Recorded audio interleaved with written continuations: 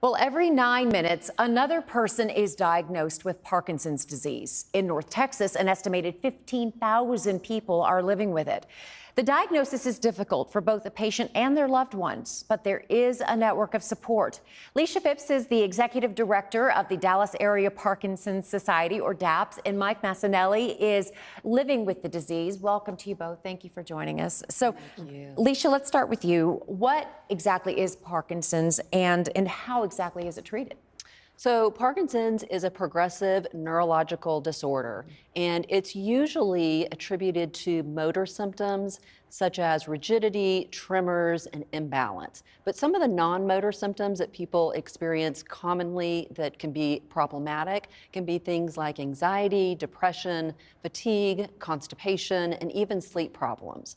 But the good news is that a lot of the research is now showing that with regular exercise, that can help slow the progression of the disease. And that's where DAPS comes in. So we are offering classes throughout the Metroplex in 9 different locations every single week. And each of our classes are led by instructors who've received a specific certification that is actually to lead exercise classes, such as Dance for PD, non-contact boxing, and Move, Laugh, and Connect. All right. And Mike, you were diagnosed a few years ago. What was that experience like for you, and how has DAPS been able to help you? And how did you find it, actually? Well, I was diagnosed in January of 22. Okay.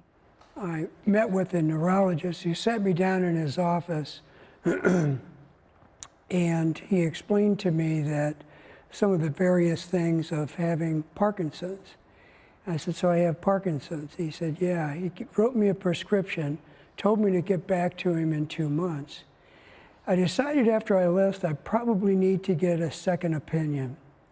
So I reached out to a different neurologist who was a movement disorder specialist, one who treats a lot of Parkinson's patients and those that have essential tremors. She told me, she said, Mike, if you participate in your treatment, you can live a productive life with Parkinson's. Wow. I said, well, where do I go? Who do I talk to? And she said, call DAPS. And since that time, I got involved with DAPS.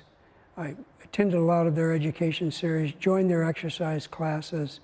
I've been volunteering a lot and eventually became a board member. That's incredible. I mean, your story.